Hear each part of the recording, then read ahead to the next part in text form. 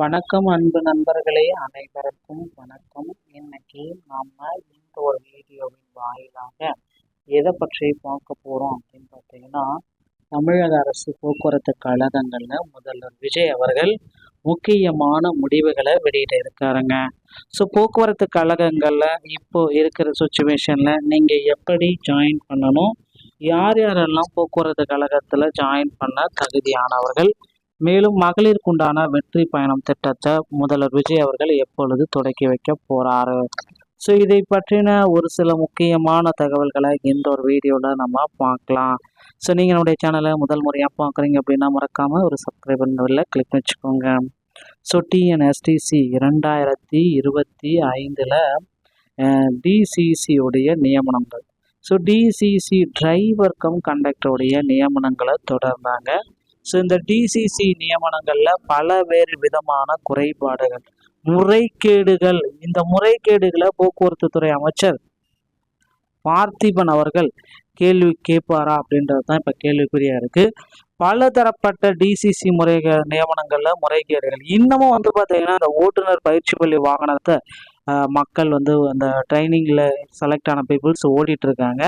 So டிசிசியில் 3274 பணியிடங்கள் ஒட்டு மொத்தமாக கேன்சல் பண்ணிட்டு மீண்டும் பார்த்தீங்கன்னா அவங்களுக்கு புதிய நியமனங்களை கொடுப்பாங்களாம். ஸோ 2025 நியமனங்களை ரத்து செஞ்சுட்டு டிஎன்எஸ்டிசி 2026 அறிவிப்பு வருமா வராதா, இதைத்தான் இந்த வீடியோ வாயிலாக நான் சொல்ல போகிறேன். ஸோ டிரைவர் தனியாக கண்டக்டர் தனியாக, இந்த டைமில் பார்த்தீங்கன்னா டிரைவர் தனி கண்டக்டர் தனி, இதை மட்டும்தாங்க இனி எடுக்க போகிறாங்க. இந்த பணியிடங்கள் மட்டும்தான் இதில் நிரப்ப போகிறாங்க. ஸோ போக்குவரத்து கழகத்தை பொறுத்த வரைக்கும் மக்கள் எல்லாருமே எதிர்பார்த்த மாதிரி டிரைவிங் லைசன்ஸ், ஓகேங்களா. ஸோ அதுக்கப்புறம் பார்த்தீங்கன்னா கண்டக்டர் லைசன்ஸ், இது ரெண்டுமே உங்ககிட்ட வேணும்.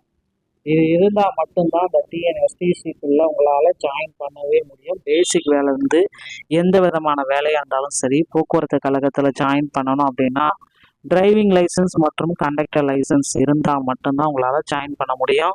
இல்லை அப்படின்னா உங்களால் இந்த போக்குவரத்து கழகத்தில் ஜாயின் பண்ண முடியாதுங்க. ஸோ நீங்கள் இப்போ இந்த போக்குவரத்து கழகத்தில் ஜாயின் பண்ண மறந்துடாதீங்க. அருகாமையில் இருக்கிற ஆர்டிஓ அலுவலகத்தை அணுகி டிரைவிங் லைசன்ஸ் மற்றும் கண்டக்டர் லைசன்ஸை எடுத்துக்கோங்க. டிரைவிங் லைசன்ஸ் எடுப்பது எளிது, ஆனால் கண்டக்டர் லைசன்ஸ் எடுப்பது அவ்வளவு சுலபம் கிடையாதுங்க. தமிழ்நாடு திறன் மேம்பாட்டு கழகத்தை அணுகி அங்கே உங்களுக்கு முதலுதவி சான்றிதழ், ஃபர்ஸ்ட் எய்ட் சான்றிதழ் கொடுப்பாங்க. அதை கொண்டாந்து ஆர்டிஓ ஆஃபீஸ்கிட்ட காட்டி நீங்கள் ட்ரைனிங் பெற்று கண்டக்டர் லைசன்ஸை பெற்றுக்கொள்ளலாம். ஸோ இந்த விதிமுறைகளை பின்பற்றினா மட்டும்தான் உங்களால் டிரைவிங் லைசன்ஸ் மற்றும் கண்டக்டர் லைசன்ஸ் எடுக்க முடியும். ஒரு பேருந்துக்கு டிரைவர் கண்டக்டர் ரொம்ப முக்கியம். ஸோ இதில் எல்லாத்தையுமே லைசன்ஸ் இருந்தால் மட்டும்தான் உங்களை பணிக்கே கூப்பிடுவாங்க. இந்த விதிமுறைகள் அனைத்துமே உங்களுக்கு பொருந்தும். இது அனைவருக்குமே இது ஒரு சமமான விதிமுறைகள். ஸோ இப்போ இருக்கிற டைமில் போக்குவரத்து கழகத்தில் ஜாயின் பண்ண மறந்துடாதீங்க. மீண்டும் பார்த்தீங்கன்னா போக்குவரத்து கழகத்தில் அந்த புதிய வாய்ப்புகள் எப்பொழுது வெளியிடப்படும் அப்படின்றது தான் இப்போ இருக்கிற சுச்சுவேஷனில் நிறைய பேருக்கு நிறைய கேள்விக்குறியாக இருக்குது.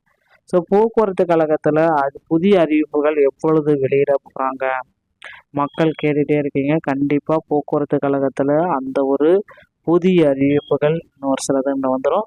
அதே போல் போக்குவரத்து கழகத்தில் 2025 டிசிசி நியமனங்களை ரத்து செஞ்சுட்டு புதிய நியமனங்களை நடத்துவாங்களா அப்படின்றது தான் இப்போ கேள்விக்குறியாக இருக்குது. கண்டிப்பாக டிசிசி நியமனங்கள் ரத்து செய்யப்படுவதற்கு அதிகப்படியான வாய்ப்புகள் இருக்குங்க. ஸோ மக்களே, டிஎன்எஸ்டிசியில் தற்சமயம் இந்த மாதிரி தகவல்களை நீங்கள் உடனுக்குடன் பெற நீங்கள் என்னுடைய சேனலோட இணைந்திருங்க. மீண்டும் நல்ல தகவலோடு நான் உங்களை சந்திக்கிறேன். நன்றி, வணக்கம்.